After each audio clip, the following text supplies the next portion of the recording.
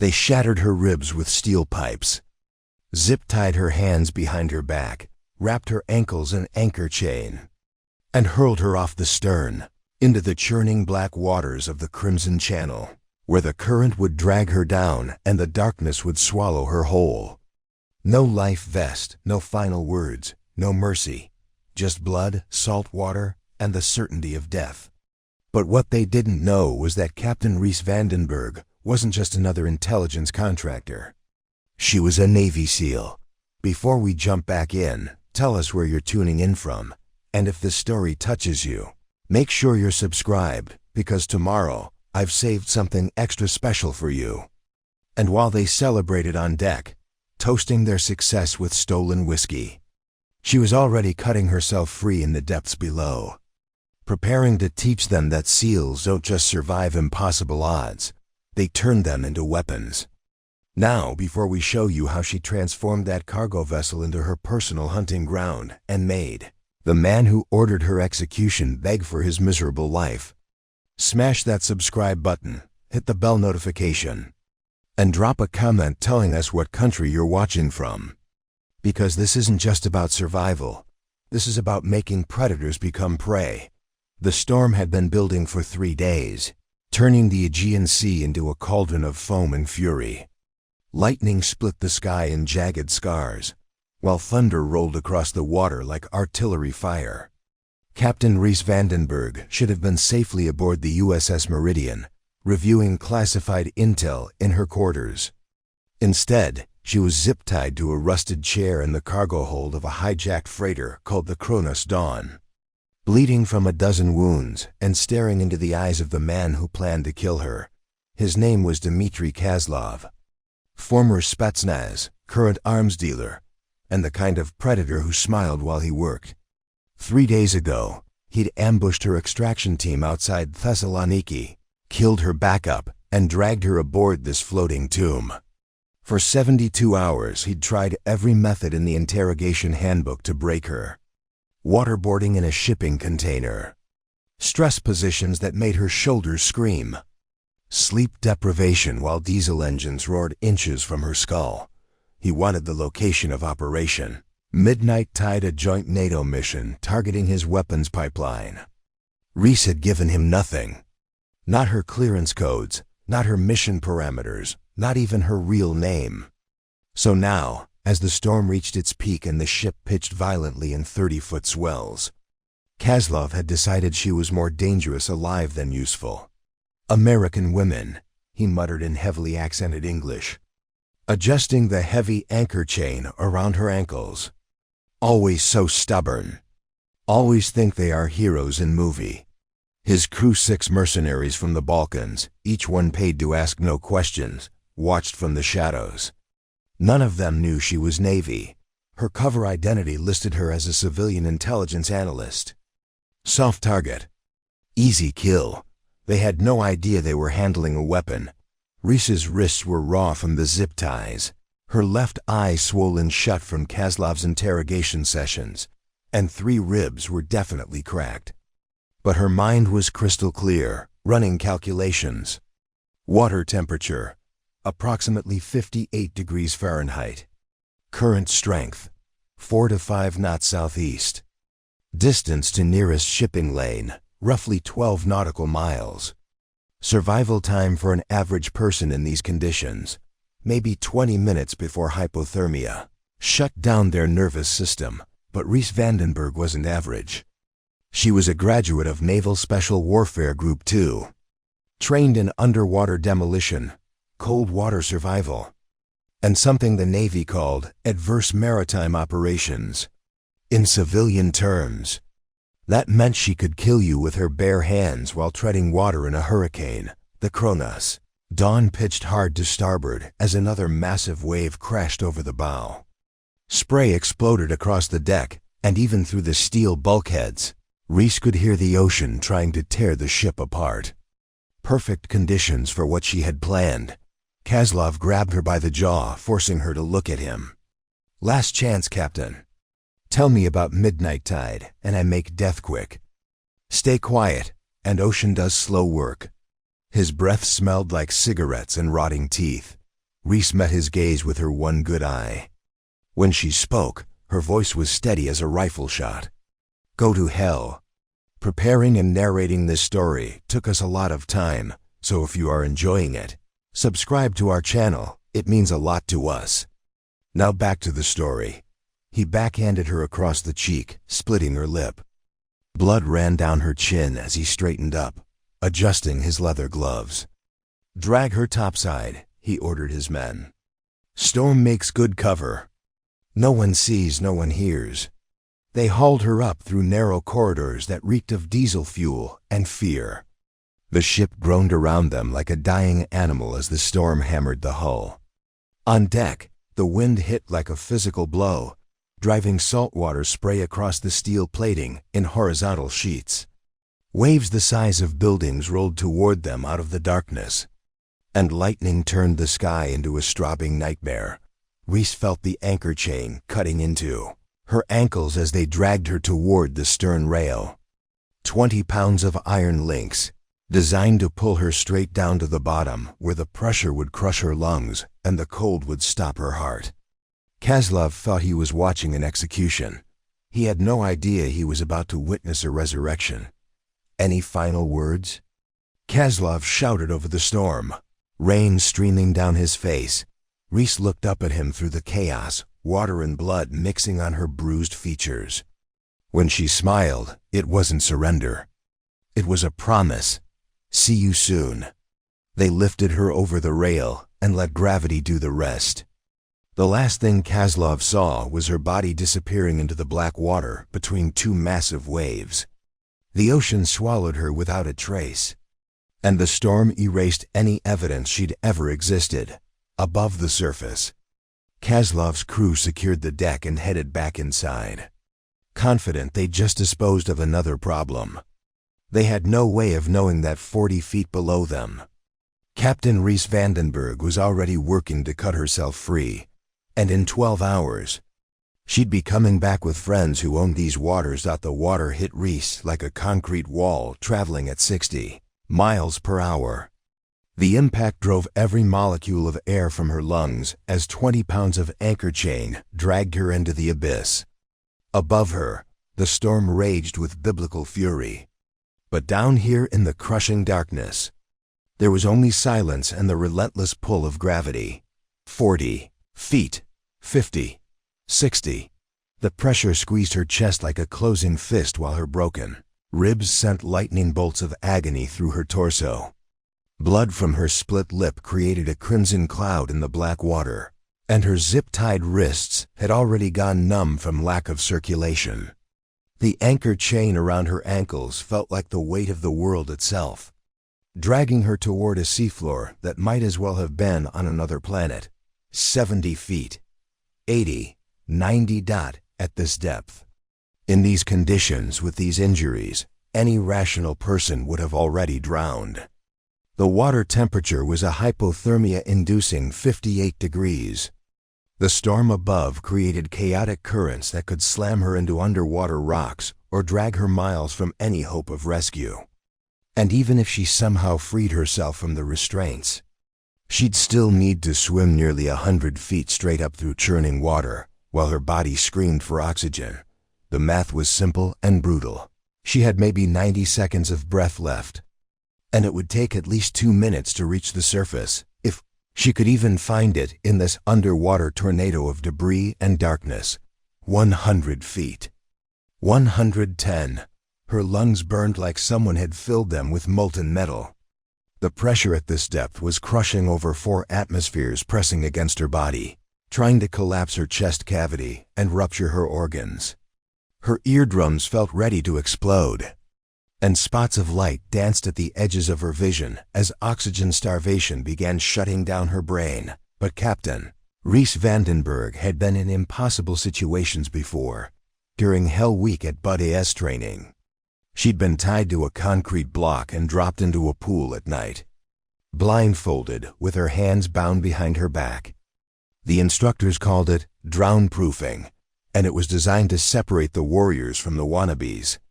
Most people panicked within 30 seconds. Some passed out from terror before they even hit the water. Reese had stayed calm for 23 minutes. Now, suspended in the killing darkness of the Aegean Sea, she forced her mind into the same state of controlled focus. Pain was just information. Fear was just noise. And death was just another obstacle to overcome. She twisted her body, feeling for the diving knife she'd concealed in her boot during the initial ambush 3 days ago. Kaslov's men had searched her, but they'd been looking for weapons and communication devices. They'd missed the ceramic blade sewn into the inner lining of her left boot, a backup tool that was invisible to metal detectors and designed for exactly this kind of situation. Her fingers found the hidden seam. The knife was still there, razor sharp and waiting, but getting to it meant contorting her body in ways that her broken ribs wouldn't appreciate. She'd have to bend nearly in half, reach past the anchor chain, and extract the blade while fighting the urge to breathe and the crushing pressure of 4 atm OSPHER, eased out 120 feet. 130. The darkness was absolute now. No light from the surface could penetrate this far down, especially with the storm blocking out the moon and stars.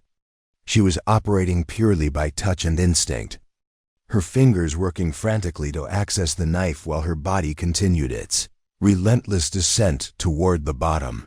The ceramic blade came free from its hiding place, just as her vision began to tunnel.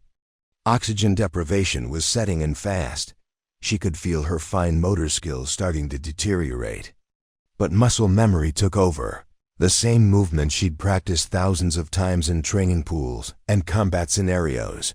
She maneuvered the knife toward the zip tie around her wrists, sawing frantically at the thick plastic. The serrated edge was designed to cut through rope, cable, even thin metal, but it required pressure and repetitive motion. 2 things that were nearly impossible when you were sinking like a stone and drowning at the same time. 140 feet. The zip tie was fighting her, the thick plastic refusing to yield.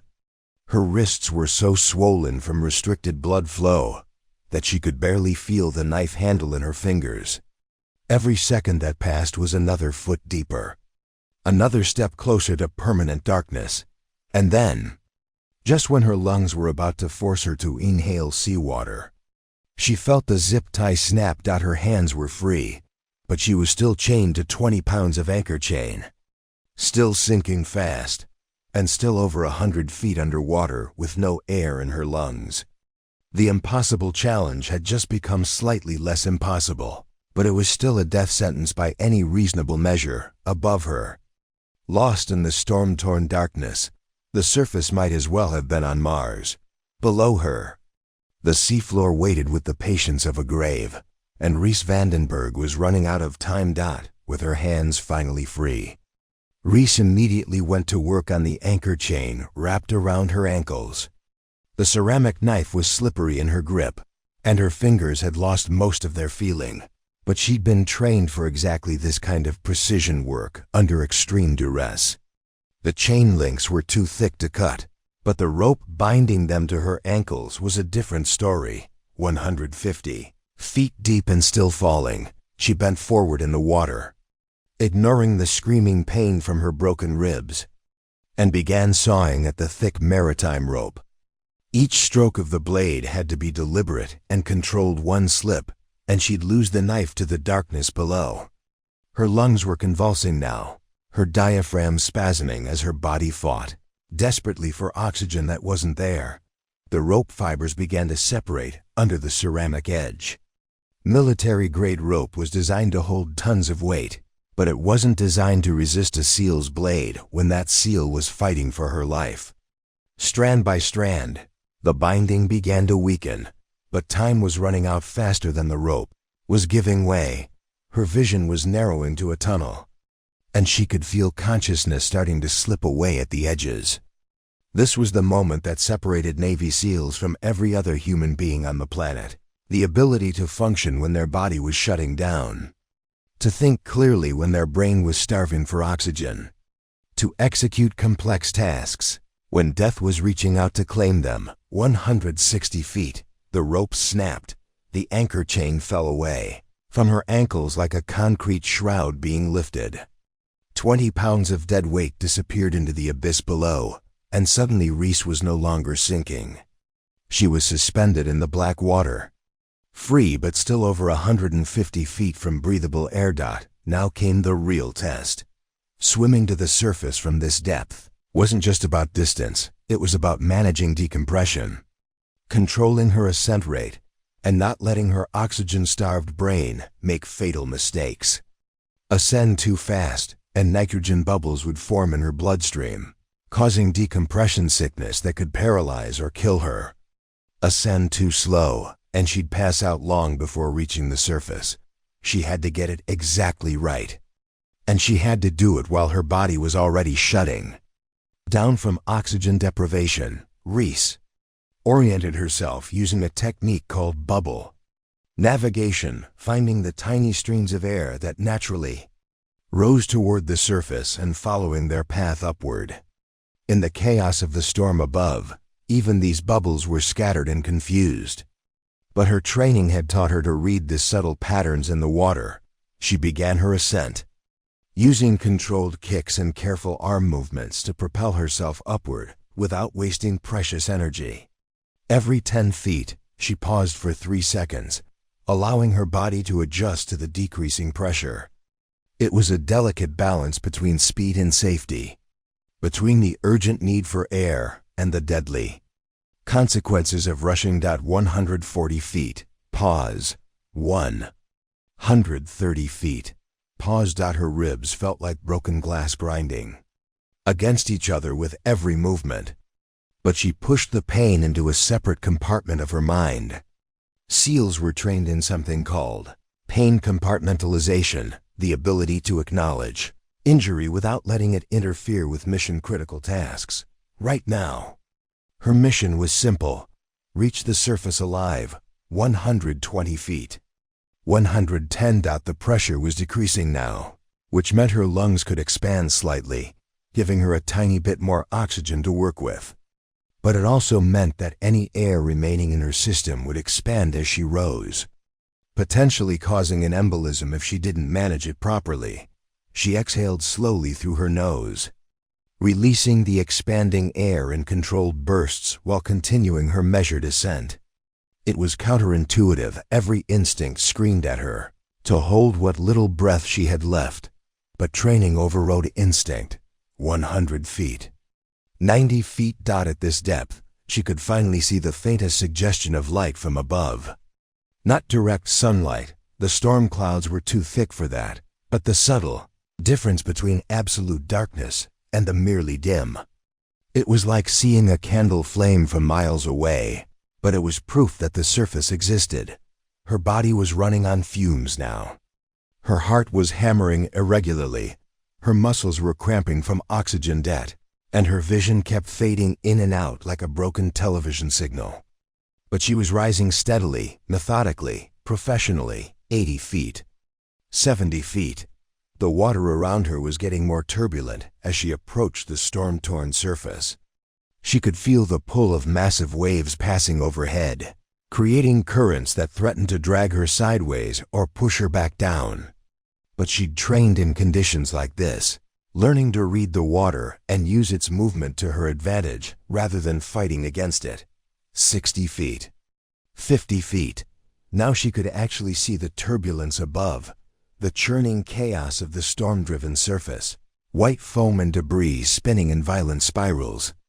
Lightning flashes penetrated the water, creating brief moments of electric blue illumination that showed her just how close she was to breathable air. 40 feet. 30 feet. Her lungs were convulsing constantly now, her body trying to force her to breathe water. Most people would have inhaled liquid and drowned by this point, but Reese had been conditioned through months of underwater training to resist that final fatal reflex. 20 feet. 10 feet. The surface was right there, a chaos of foam and violence, but it was air. Sweet, life-giving air that would fill her burning lungs and restart her oxygen-starved brain. She kicked hard one final time, breaking through the surface like a missile launched from the depths. Her mouth opened wide, and she dragged in the first breath she'd taken in nearly 3 minutes. The air hit her lungs like ice water, shocking her system back to full consciousness. She was alive.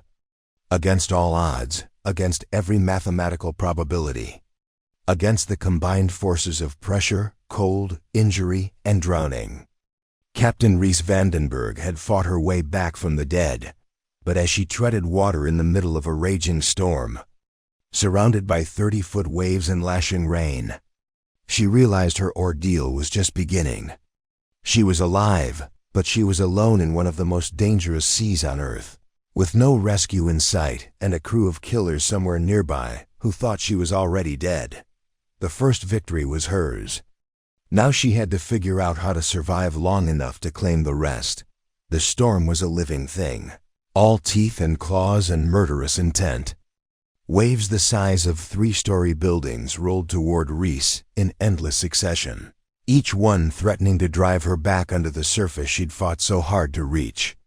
Lightning split the sky in jagged forks, illuminating the chaos around her in stark, strobing snapshots, foam, debris, and the terrible emptiness of open ocean stretching to every horizon. She treaded water with mechanical precision, conserving energy while staying afloat in conditions that would kill most people within minutes. The water temperature was slowly leaching the heat from her core, and she could already feel the early stages of hypothermia setting in. Her fingers were going numb, her reaction time slowing, and her body was starting to shiver uncontrollably, but she was alive. And that gave her options. Reese forced her tactical mind to engage, running calculations even as another massive wave lifted her 30 feet into the air before dropping her into the trough behind it. She estimated her current position based on the ship's last known heading and the time she'd spent underwater. The Kronos Dawn had been traveling southeast at approximately 12 knots when they'd thrown her overboard. That put her roughly 15 nautical miles from the nearest shipping lane, 28 miles from the coast of Kronos. Swimming either distance in these conditions was mathematically impossible. The storm was pushing waves at 8 to 10 feet per second. The water temperature would shut down her nervous system in less than 2 hours, and she was already injured and exhausted from the escape. Even an Olympic swimmer in perfect condition couldn't cover that much distance in hostile seas. But Reese wasn't planning to swim to safety. She was planning to survive long enough for safety to come to her. Hidden in the inner lining of her tactical vest was something Kaslov's men had missed during their searches: a personal locator beacon. Military grade, waterproof to 300 feet. It was about the size of a matchbook and designed to transmit an encrypted distress signal on emergency frequencies monitored by NATO naval forces. The problem was activation. The beacon required a specific sequence of button presses while submerged to prevent accidental triggering. She'd have to dive back underwater, fight the storm currents, and complete the activation sequence without losing the device to the depths, all while her motor functions were deteriorating from cold exposure. A 20-foot wave crashed over her head, driving her 6 feet under the surface. She used the submersion to feel for the beacon, her numb fingers working frantically to access the hidden pocket. The vest had been designed by naval special warfare engineers specifically for covert operations. Every seam and compartment had multiple purposes. She found the beacon just as the wave released her back to the surface. The small device felt like salvation in her palm, but she knew activation would be the most critical 30 seconds of her life. Get it wrong, and her only hope of rescue would sink to the bottom of the Aegean Sea. Another wave lifted her high, and in the brief moment at its crest, she caught a glimpse of something that made her heart race. Lights on the horizon. Not the Kronos Dawn, which had disappeared into the storm hours ago, but something else. A vessel running with full illumination despite the weather, which meant either Coast Guard or military, but the lights were at least 10 miles away, possibly more. Even if she could activate the beacon, even if they received her signal, the rescue would take hours in these conditions. She had to find a way to extend her survival time beyond what her body could naturally endure. Reese dove back under the surface, using the relative calm beneath the waves to access another hidden feature of her tactical gear. Sewn into the back panel of her vest was an emergency thermal wrapper, space-age material that reflected body heat back toward the wearer. It wasn't much, but in survival situations, every degree of core temperature could mean the difference between life and death. She surfaced again, gasping in the storm-lashed air, and began the delicate process of extracting the thermal wrap while treading water in 30-foot seas. The material was ultra-thin, but incredibly strong, designed to function even when wet. She wrapped it around her torso like a vest, immediately feeling a slight increase in warmth as it began reflecting her body heat. Now came the beacon activation. She took 3 deep breaths, hyperventilating slightly to load her bloodstream with oxygen, then dove again. At 6 feet below the surface, the beacon's activation port was accessible. She pressed the first button, a long press for 3 seconds. The device vibrated once in acknowledgement. Second button, 2 short presses. Another vibration. Third sequence, alternating presses in a pattern she'd memorized during countless training exercises. The beacon's LED indicator flashed green underwater, confirming activation. An encrypted burst transmission was now pinging every 30 seconds on military emergency frequencies, broadcasting her exact GPS coordinates along with her classified identity codes. She surfaced to find the storm intensifying. The wind had increased to what felt like hurricane force, driving horizontal sheets of rain across the water with enough velocity to sting like buckshot. But somewhere in the chaos, her signal was reaching out across the electromagnetic spectrum, calling for help in a language only military receivers could understand. The waiting began. Hypothermia was setting in systematically now, following the predictable progression she'd learned in survival training. First came the uncontrollable shivering as her body tried to generate heat through muscle contractions. Then would come the loss of fine motor control, followed by confusion and disorientation as her brain temperature dropped. Finally, her core temperature would fall below the threshold needed to maintain consciousness, and she'd slip beneath the waves for the last time. She had maybe 90 minutes before the process became irreversible. To stay alert, she began running mental exercises, reciting technical specifications from memory, solving complex mathematical problems, reviewing tactical procedures. Anything to keep her brain active and fighting against the cold-induced shutdown that was trying to claim her. A particularly massive wave swept her up its face, and at the peak, she again spotted the lights on the horizon. They were closer now, definitely moving in her direction, but still at least 8 miles away. Her beacon was working, but rescue was a race against time and physiology. She wrapped the thermal material tighter around her chest and settled into the rhythm of survival. Float, breathe, calculate, repeat. Each minute was a small victory against the ocean that wanted to claim her. Each successful breath, a defiant act against the storm that thought it had already won. The water was trying to kill her with cold and exhaustion. The waves were trying to drown her with their relentless assault. The storm was trying to break her will with its overwhelming violence, but Captain Reese Vandenberg had endured worse. And somewhere in the darkness, help was coming. The water around Reese went suddenly still. Not calm still, like the sea itself was holding its breath. She'd been fighting the storm for over an hour, her body temperature dropping degree by degree despite the thermal wrap when the change happened. The massive waves continued to roll overhead, but beneath the surface, something was moving that had nothing to do with weather patterns. She felt it first as a displacement of water against her legs, a pressure wave that moved too deliberately to be current.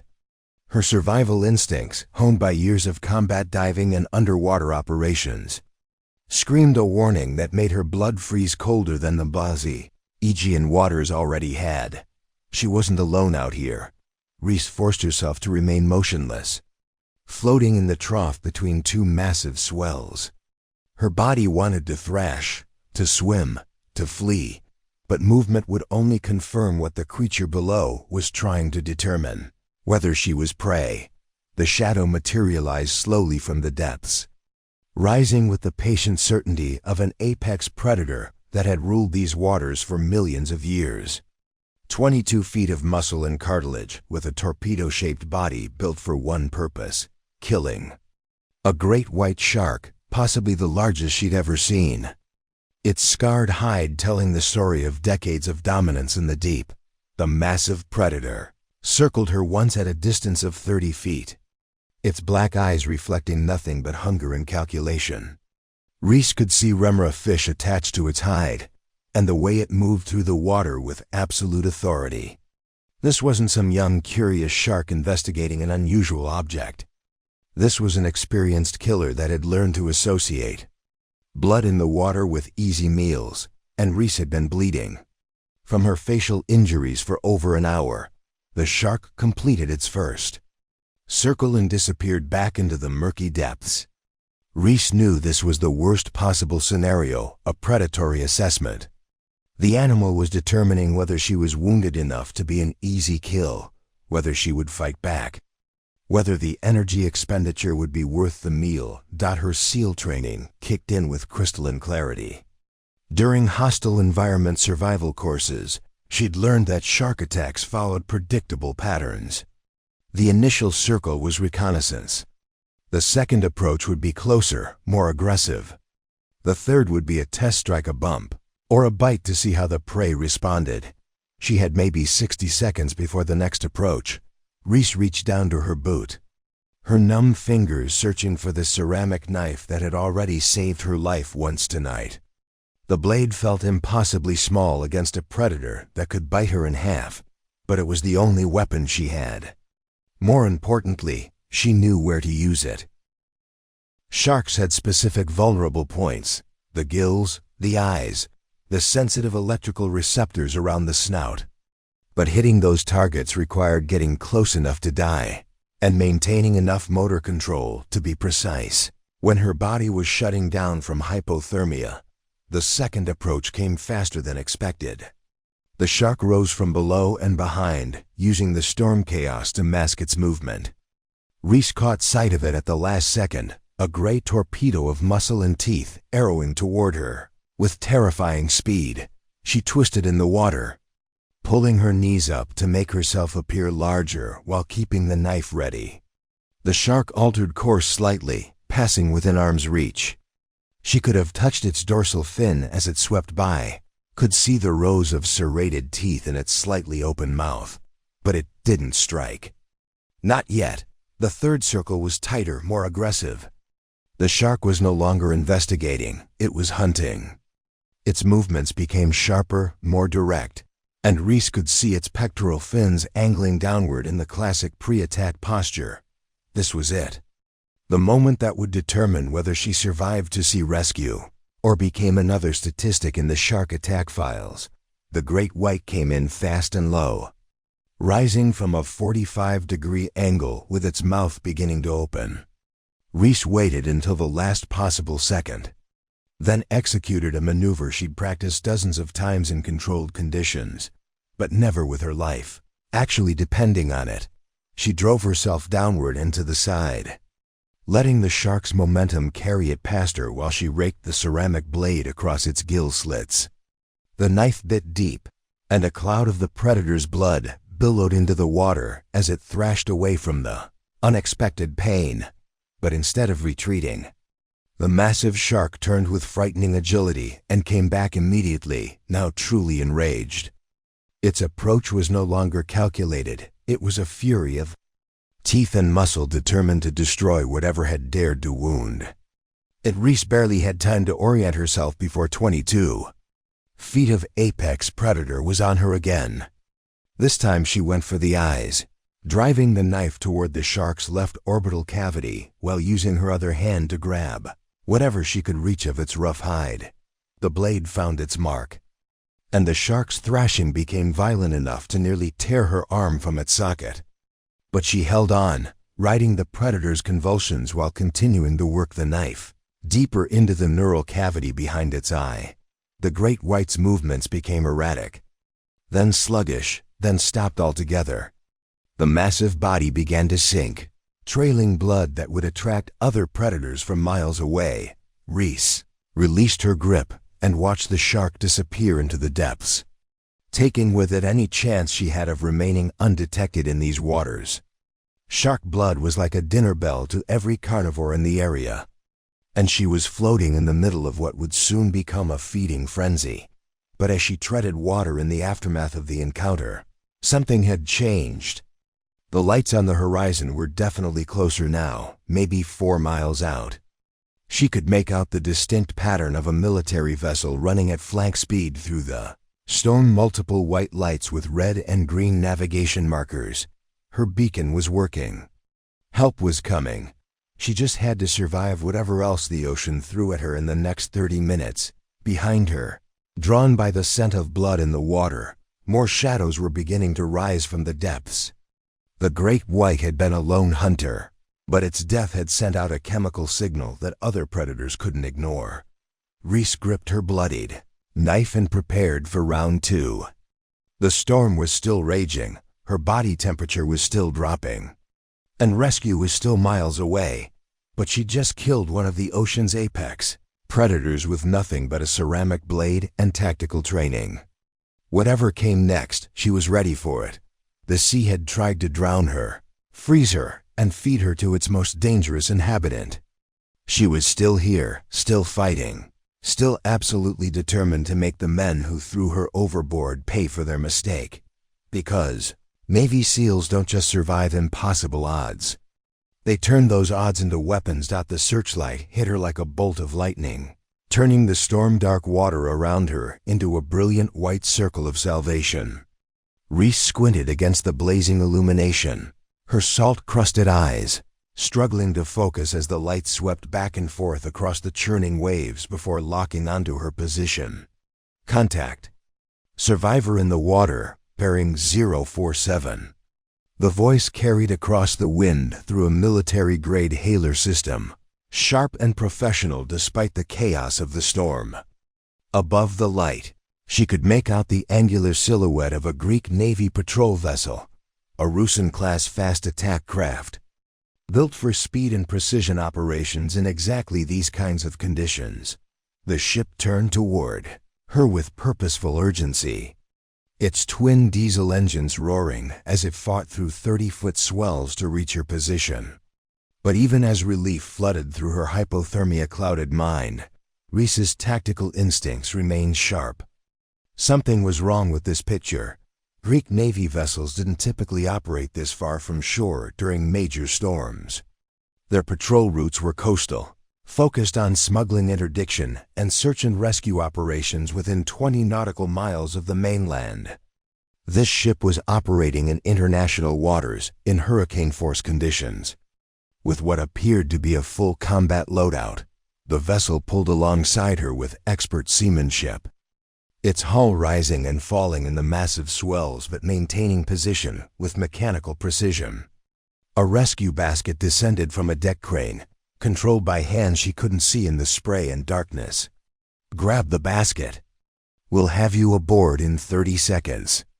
The voice belonged to someone with a distinctly non-Greek accent, Eastern European, possibly Russian. The same linguistic patterns she'd heard from Kaslov's mercenaries. Reese's blood turned colder than the Aegean water around her. This wasn't a rescue. This was cleanup. Someone had been monitoring military emergency frequencies, waiting for her beacon signal. They'd known she might survive the execution attempt, and they'd positioned assets to intercept any rescue operation. The timing was too perfect, the positioning too precise to be coincidental. She was looking at Kaslov's insurance policy. The rescue basket dangled 3 feet above her head, close enough to grab, far enough to require commitment. Once she was in that basket, once she was being hauled up to the deck of a hostile vessel, her options would disappear entirely. They'd finish what they'd started on the Kronos Dawn, and this time there would be no convenient storm to cover her escape, but she was also dying. Hypothermia was shutting down her nervous system degree by degree. Her core temperature had dropped below the threshold for sustained consciousness, and she could feel her coordination deteriorating with each passing minute. Without immediate medical attention and thermal rehabilitation, she would slip into unconsciousness within the next 15 minutes and die shortly after. She had to make a choice: certain death from exposure or probable death from capture. Reese made her decision with the cold calculation that had kept her alive through a decade of special operations. She reached for the rescue basket with her right hand, while her left hand found the activation switch for her backup beacon, a secondary emergency transmitter built into her belt buckle that she'd been saving for exactly this kind of situation. Backup beacon operated on a different frequency, one monitored exclusively by US and NATO naval forces. Its range was shorter than the primary device, but its signal was encrypted with quantum-level security that couldn't be intercepted or spoofed by hostile forces. As her fingers closed around the rescue basket, she activated the backup beacon with a triple-click sequence that would transmit her exact coordinates along with a coded distress signal that meant hostile contact. Immediate extraction required. The basket began to rise, pulling her from the water that had been both her prison and her protection. As she cleared the surface, Reese got her first clear look at the vessel that had rescued her, and her worst suspicions were confirmed. The ship flew Greek colors, but its equipment was all wrong. The communications array was Russian military specification. The deck-mounted weapons were Serbian manufacture. The crew members she could see were no unit insignia, no name tags, no official identification of any kind. This was a false flag operation, a mercenary vessel disguised as a legitimate naval asset. She was hauled over the rail and onto the deck, where 3 men immediately surrounded her. They wore Greek naval uniforms, but their movements were all wrong, too aggressive, too familiar with violence, lacking the disciplined bearing of actual military personnel. "Captain Vandenberg," one of them said in accented English, "Mr. Kozlov is very disappointed that you survived your swimming lesson. So much for maintaining her cover identity. He's decided to give you another chance to discuss Operation Midnight Tide. This time in a more controlled environment." The man smiled, revealing gold teeth that caught the deck lighting. No storms, no distractions, no convenient escape routes. Reese let her body go limp, playing up the effects of hypothermia and exhaustion while her mind raced through tactical assessments. 3 immediate hostiles, possibly more below decks. She was weaponless, injured, and operating at maybe 60% physical capacity. The ship was armed with crew-served weapons that could cut her to pieces if she tried to fight her way out, but she also had advantages they didn't know about. The backup beacon was still transmitting, sending her location to every NATO asset within 200 nautical miles. Her thermal wrap, hidden beneath her tactical vest, had kept her core temperature higher than her captors suspected. And most importantly, she knew something they didn't: the USS Meridian, her original assignment vessel, was operating in these waters as part of a classified anti-smuggling operation. If her backup beacon was working, if the Meridian's communications watch was monitoring emergency frequencies, if the quantum encryption was functioning properly, then help was already on the way. She just had to stay alive long enough for it to arrive. The mercenaries hauled her toward a hatch leading below decks, their grip firm but not brutal. They thought they were handling a half-dead intelligence analyst, not a Navy SEAL who was already planning her next move. "Take her to the interrogation cabin," the leader ordered. "Mr. Kozlov wants to try some new techniques he learned from his Spetsnaz friends." As they dragged her toward the hatch, Reese caught sight of something that made her heart race with anticipation rather than fear. On the horizon, barely visible through the storm but definitely approaching, was a set of lights moving faster than any civilian vessel could manage in these conditions. The configuration was unmistakable. A U.S. Navy destroyer, running dark except for navigation lights, cutting through the storm with the kind of speed that only nuclear propulsion could provide. Her backup beacon had worked. The cavalry was coming. She let herself be dragged below decks, no longer a victim being processed for execution. She was now an intelligence asset with backup en route. And these mercenaries had just made the tactical error of bringing a Navy SEAL aboard their vessel. The hunters were about to become the hunted. And Captain Reese Vandenberg was about to teach them the difference between surviving impossible odds and turning those odds into weapons. The interrogation cabin was a cramped steel box below the main deck, lit by a single flickering bulb and smelling of diesel fuel and fear. They'd zip-tied her to a metal chair that was bolted to the deck plating, but this time Reese wasn't planning to cut her way out. This time, she was exactly where she needed to be. Through the thin bulkhead walls, she could hear the crew moving around the ship with increasing urgency. Radio chatter in multiple languages, Greek, Russian, Serbian mixed with the mechanical sounds of weapons being readied and defensive positions being prepared. Her captors had spotted the approaching destroyer and were getting ready for a fight they couldn't possibly win. But they didn't know that yet. "Captain Vandenberg," came a familiar voice from the doorway. Dmitry Kozlov stepped into the cramped cabin, no longer the confident predator who'd thrown her into the storm. His expensive leather jacket was rumpled, his usually perfect hair disheveled, and there was something desperate in his eyes that hadn't been there before. "You've caused me considerable trouble tonight." Reese looked up at him with one good eye, the other still swollen shut from his earlier interrogation sessions. When she spoke, her voice was steady despite her hypothermia-cracked lips. "You haven't seen trouble yet." Kozlov backhanded her across the face, reopening the cut on her cheek. "Still defiant. I admire that, even though it's pointless." He pulled up a second chair and sat facing her, close enough that she could smell his cigarette breath. "Your Navy friends are approaching, yes. We monitored their communications. But they think they're rescuing a helpless analyst from a disabled civilian vessel." He smiled, revealing those gold teeth that seemed to be his trademark. "They have no idea they're sailing into an ambush. This ship carries anti-ship missiles, torpedo tubes, and enough firepower to send your destroyer to the bottom before they understand what's happening."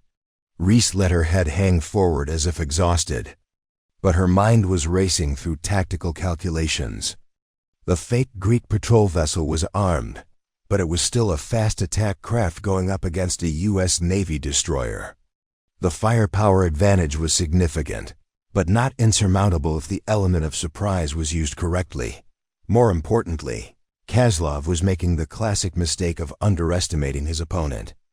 He thought he was dealing with an intelligence analyst who'd gotten lucky in the water. He had no idea he was talking to someone who'd spent years planning and executing maritime assault operations. "However," Kozlov continued, "I'm not an unreasonable man. Give me the details of Operation Midnight Tide, the timeline, the target locations, the personnel involved, and I'll make sure your destroyer friends receive a proper warning before we sink them." Through the bulkhead, Reese could hear the distinctive whine of hydraulic systems powering up, missile guidance systems coming online, torpedo tubes flooding. The crew was preparing for a naval engagement with professional efficiency that told her these weren't just smugglers, they were military contractors with serious combat experience.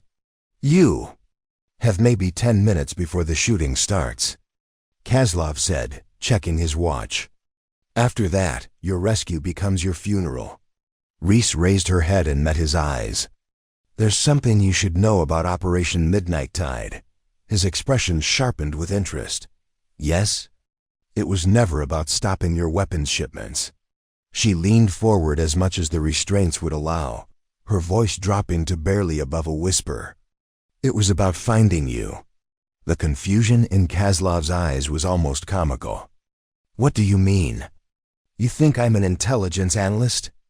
Reese's cracked lips formed what might have been a smile. Mr. Kozlov, I'm the weapon they sent to find you. Everything else, the cover identity, the capture, even getting thrown overboard, it was all designed to make you feel safe enough to reveal your full operation. She could see his confidence wavering as her words sank in. You're lying. My beacon wasn't just sending distress signals, she continued, her voice gaining strength. It was transmitting real-time intelligence about your ship's position, armament, and crew size. The USS Meridian has been tracking this vessel for the past 6 hours, gathering electronic signatures and preparing a boarding operation. Kozlov's face had gone pale. Impossible. We would have detected. You detected exactly what we wanted you to detect. Reese's smile grew wider, more predatory. The primary beacon on the standard emergency frequency that your people were monitoring. But the real intelligence was going out on quantum encrypted, burst transmissions that you don't even have the equipment to detect. Above them, the ship's engines changed pitch, accelerating to combat speed. Through the steel hull, she could hear shouted orders and the mechanical sounds of weapon systems cycling through their startup sequences. You want to know about Operation Midnight Tide? Reese continued. It's the code name for a joint NATO operation targeting high-value arms dealers in the Eastern Mediterranean. You, specifically. And right now, you're about to become the star attraction. Kozlov stood abruptly, his chair scraping against the deck plating. Even if that's true, it doesn't matter. This ship can destroy your destroyer before they get close enough to board us. Can it? Reese tilted her head, studying his face. Tell me, Mr. Kozlov, what's the effective range of your anti-ship missiles? 20 nautical miles, he answered automatically, then caught himself. Why? And what's the range of a destroyer's main gun? His silence was answer enough. The USS Meridian carries a Mark 45 naval gun system, Reese explained conversationally. Effective range, 13 nautical miles. But they also carry something else you might be interested in: Tomahawk cruise missiles with a range of over 800 miles. She could see the blood draining from his face as the implications hit him. Your ship isn't hunting the Meridian, Mr. Kozlov. It's surrounded by it. And right now, there are probably 3 or 4 other NATO vessels moving into position to make sure nothing escapes this little party. The radio chatter above deck was becoming more frantic now. Voices overlapping in multiple languages as the crew tried to process what their sensors were telling them. Not one approaching vessel, but several. Not a rescue operation, but a coordinated naval interdiction. Kozlov backed toward the door, his composure finally cracking. You're bluffing. You're a prisoner, tied to a chair, half dead from hypothermia. Am I? Reese flexed her wrists, and the zip ties fell away. She'd been working on them since the moment they'd restrained her, using techniques learned in SEER training to gradually stretch and weaken the plastic bonds. Mr. Kozlov, let me introduce myself properly. Captain Reese Vandenberg, Naval Special Warfare Group 2, currently assigned to maritime counter-terrorism operations. She stood slowly, her muscles protesting but functional. The hypothermia was real, the injuries were real. But her training was intact, and her mission was almost complete. You threw a Navy SEAL into the ocean and expected her to drown, she said, stepping toward him. That was your first mistake. Your second mistake was thinking I was the prey. Kozlov fumbled for the radio clipped to his belt, but Reese was faster. Her hand shot out, pressure pointing his wrist with enough force to make him drop the device. It clattered across the deck as he stumbled backward. Your third mistake, she continued, advancing on him with the patient certainty of an apex predator, was bringing me aboard your ship. Above them, the first salvo of warning shots echoed across the water, the distinctive boom of naval guns firing across the bow. The boarding operation was beginning, and Captain Reese Vandenberg was exactly where she'd planned to be all along, inside the enemy's stronghold. With backup arriving and her true mission finally revealed, the ship lurched violently as the first Tomahawk missile struck the forward weapons array, sending a shockwave through the steel hull that threw Kozlov against the bulkhead. Emergency lighting kicked in as the main power grid failed, bathing the interrogation cabin in hellish red illumination. Above deck, men were screaming in 3 different languages as their carefully planned ambush turned into a coordinated destruction of their vessel. Reese moved through the chaos with predatory grace, her SEAL training taking over completely now that the final phase had begun. Kozlov scrambled for a sidearm holstered under his jacket, but she was already inside his reach, her elbow driving into his solar plexus with enough force to lift him off his feet. The Pistola, Serbian-made Zastava M57, clattered across the tilting deck as Kozlov collapsed, gasping for air that wouldn't come. Reese scooped up the weapon and checked the magazine with muscle memory precision. Fully loaded, one in the chamber, safety off. Ready for work. "That was your final mistake," she said, standing over him as another missile impact shook the ship. "Thinking you could interrogate a weapon." The sound of rapid fire, automatic weapons echoed from above, as the crew tried desperately to fight off the boarding teams that were fast roping onto their deck from MH-60 Seahawks. But small arms fire against NATO Special Forces was like throwing stones at a tank, futile and fatal. Reese moved to the cabin door and peered into the corridor beyond. The passageway was lit by emergency strips, casting everything in blood-red shadows. She could hear boots pounding on deck plating as crew members ran toward battle stations that no longer existed. The ship's communication system crackled with panicked reports in multiple languages. Before going silent entirely, she stepped into the corridor, the Zastava held in a 2-handed combat grip, moving with the flowing precision of someone who'd cleared hostile ships before. The layout was standard for this class of vessel: crew quarters forward, engine room aft, command bridge amidships. But her destination wasn't any of those locations. She was heading for the ship's intelligence center. Every arms-dealing operation, like Kozlov's, maintained detailed records of their transactions, client lists, shipping manifests, and financial networks. Those records would be stored in a secured compartment, probably below the waterline. Definitely protected by more than just locked doors. Finding that intelligence center was why she'd allowed herself to be captured. Everything else, the survival in the storm, the shark encounter, even the revelation of her identity, had been necessary steps toward this moment. The ship tilted at an increasingly steep angle as water rushed through the holes torn in its hull by precision missile strikes. The USS Meridian's gunners weren't trying to sink the vessel. They were systematically disabling its weapons and propulsion, while keeping it afloat long enough for intelligence extraction. Reese reached the ladder, leading to the lower deck just as a figure emerged from the shadows. One of Kozlov's mercenaries, armed with an AK-74 and wearing tactical body armor. He raised his rifle toward her, but she was already moving, diving to the side as automatic fire chewed through the steel bulkhead where she'd been standing. She rolled behind a structural support beam and returned fire with the Zastava. 3 controlled shots that found gaps in his body armor and dropped him in the corridor. She moved forward immediately, not giving any other hostiles time to react to the gunshots. The lower deck was flooding rapidly, ankle-deep water sloshing back and forth with each impact from above. Emergency lighting created a maze of shadows and reflections that could hide a dozen enemies. But Reese's night vision training let her move through the chaos with confidence. She found the intelligence center behind a reinforced door marked with Cyrillic lettering, a sure sign that this wasn't a Greek naval vessel. The door was locked with both electronic and mechanical systems, but the electronic lock had failed when the power grid went down. The mechanical backup was a simple deadbolt that yielded to 2 precisely placed kicks inside.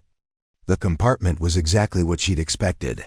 Banks of computer servers, communication equipment, and most importantly, a fireproof safe containing physical documents. The digital intelligence would require specialist extraction. But the paper records were something she could secure immediately. The safe was military grade, designed to withstand everything from small arms fire to chemical attacks. But it wasn't designed to withstand. Someone who knew exactly where to place a shaped charge for maximum effect, Reese, pulled a small explosive device from her tactical Vesta. Breaching charge she'd been carrying since the original mission began. She placed it precisely against the safe's hinges, armed the timer for 30 seconds, and took cover behind the computer bank.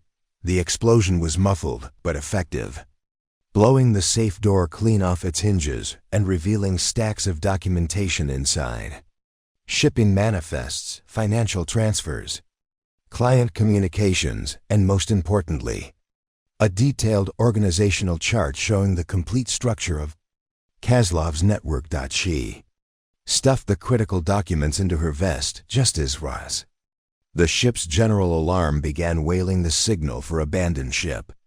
Above her, she could hear the distinctive sound of helicopter rotors as extraction birds moved into position, but she wasn't finished yet.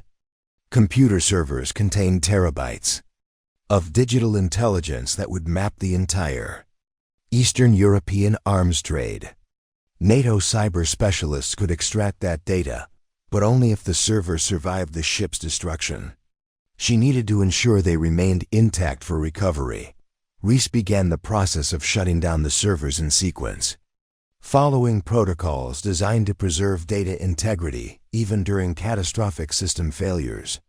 It was delicate work that required her to ignore the increasingly urgent sounds of combat above and the rising water around her ankles.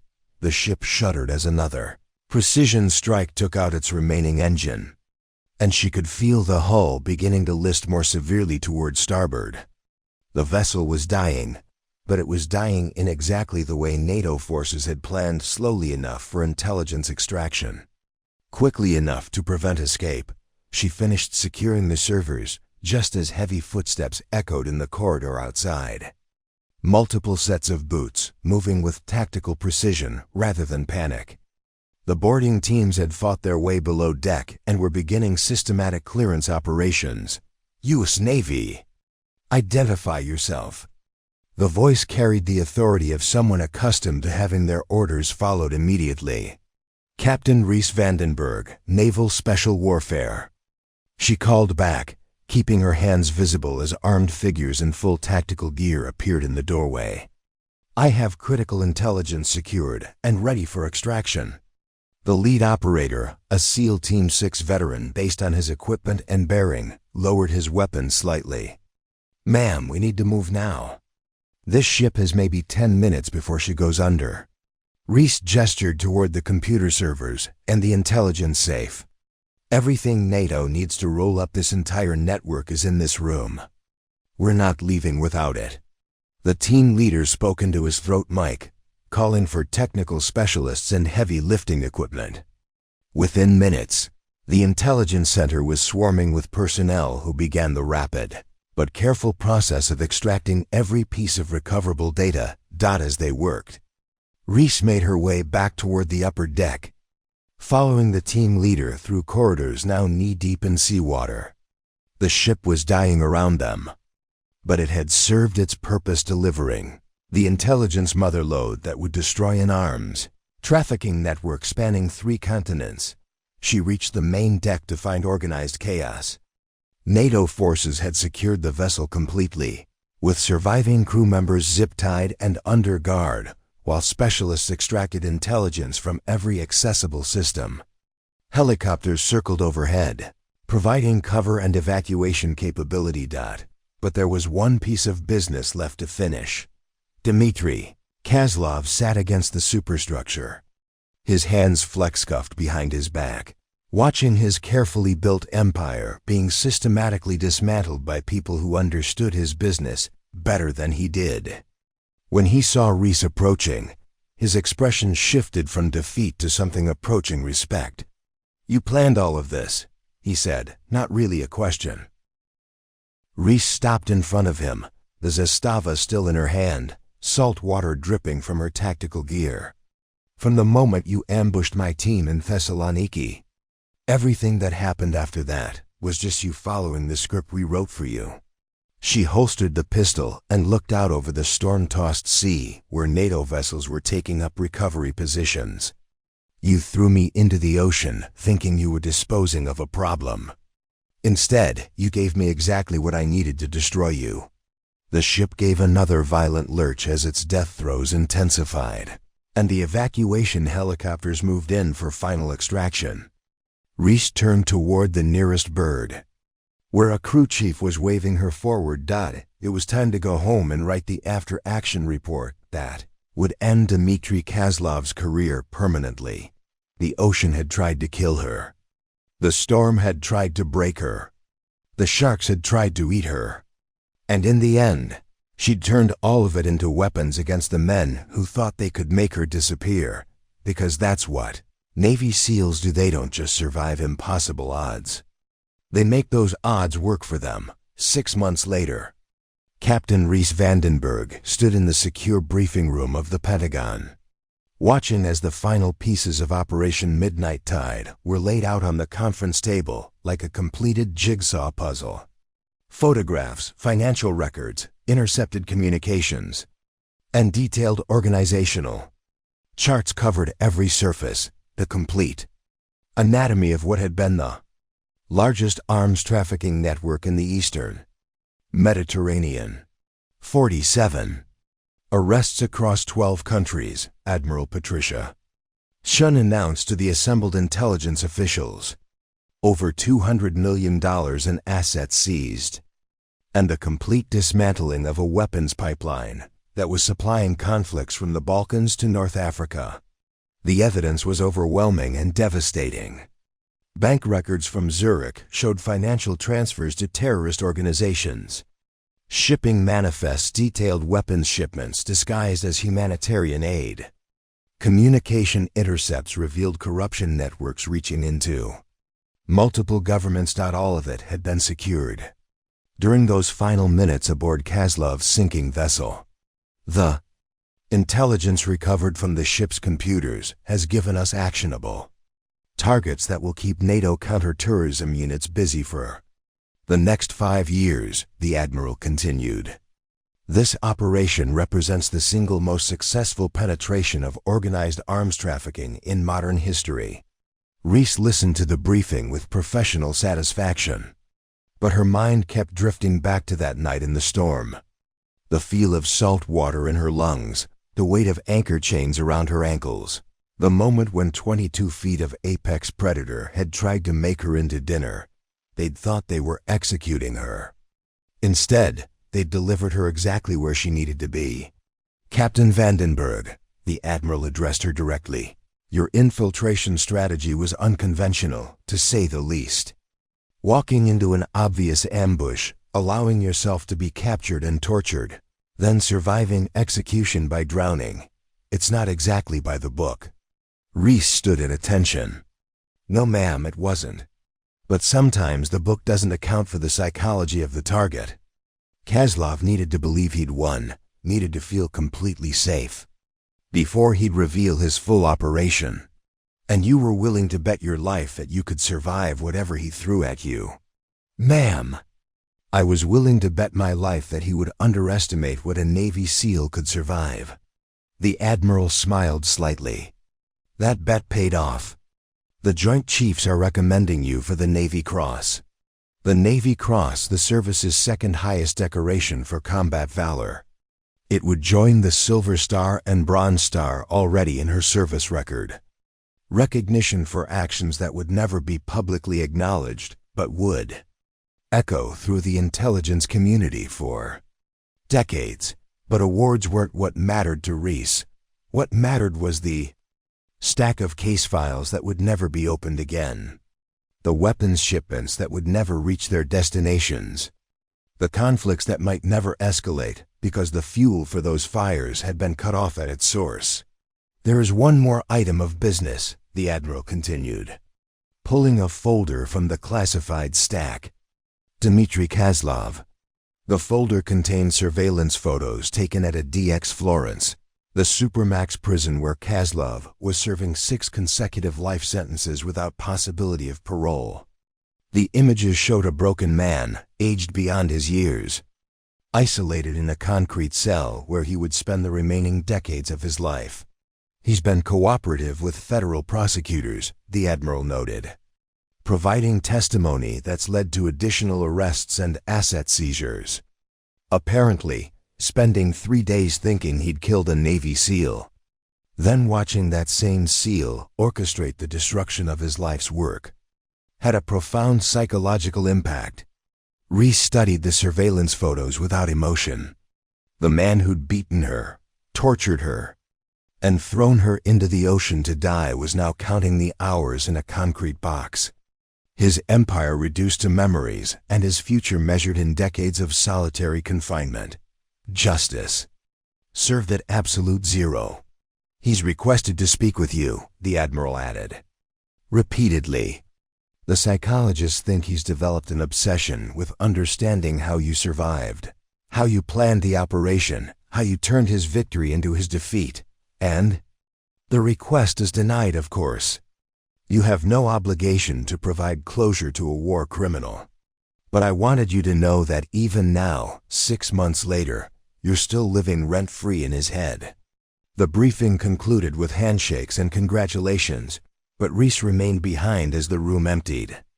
She stood alone among the evidence of her success, surrounded by the documented destruction of an organization that had fueled violence across 3 continents. Her phone buzzed with a text message from her. "SEAL Team 6 Handler. Next mission briefing 0800 tomorrow. New target, same ocean. You interested?" She typed back a single word, "always," because this was what she did, what she'd trained her entire adult life to do. She was a weapon pointed at the dark corners of the world, a force of nature disguised as a woman in uniform.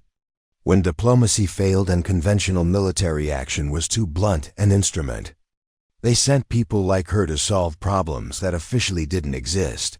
The mission briefing would detail another network, another target, another group of predators who thought they operated beyond the reach of justice. They would have their own security measures, their own backup plans, their own confidence that they were untouchable. They would be wrong. As Reese walked through the Pentagon's corridors toward the exit, she passed a wall display showing current Navy recruitment posters. One featured a dramatic image of SEALs emerging from dark water, with the tagline, "The only easy day was yesterday." She paused to read the fine print beneath the image, remembering her own recruitment. Years ago, when she'd been a young woman looking for something that would test every limit she thought she had. The poster didn't mention that sometimes they would zip tie you to anchor chains and throw you into hurricane-driven seas. It didn't mention that you might have to kill sharks with ceramic knives or survive interrogation by war criminals. It didn't mention that success might require allowing yourself to be tortured and executed as part of a larger strategic plan. But it also didn't mention the satisfaction of watching an arms trafficking empire collapse because you'd been willing to become its destroyer. It didn't mention the knowledge that weapons meant for terrorists were now evidence in federal trials. It didn't mention the quiet pride of knowing that conflicts might be prevented because you'd been willing to dive deeper into darkness than your enemies thought possible. She walked out into the Virginia afternoon, already thinking about tomorrow's briefing and whatever impossible mission would be waiting for her. Somewhere in the world, predators were operating in the shadows, confident in their security and certain of their untouchability. They had no idea that the ocean had tried to kill Captain Reese Vandenberg and failed. They had no idea that she'd turned every attempt on her life into a weapon against her enemies. They had no idea that when they threw her into the water thinking she would drown, they'd made the fatal mistake of forgetting one simple truth. Navy SEALs don't drown. They adapt, they overcome, and they turn the depths into their hunting ground. And somewhere in those depths, she would be waiting for them. Could you survive being thrown into a storm-tossed ocean with anchor chains around your ankles? Would you have the training and determination to turn your execution into an intelligence operation that destroys an international criminal network? Let us know in the comments below. If this story of survival and justice hit harder than you expected. Smash that like button, subscribe for more incredible military operations, and ring that notification bell so you never miss content like this. Share this with someone who thinks they know what Navy SEALs are capable of. And when you're ready for another mission that defies belief, our next incredible story is already waiting for you on screen. Same time tomorrow, same place, another warrior who refused to accept defeat. I'll see you there. Up next, you've got 2 more standout stories right on your screen. If this one hit the mark, you won't want to pass these up. Just click and check them out.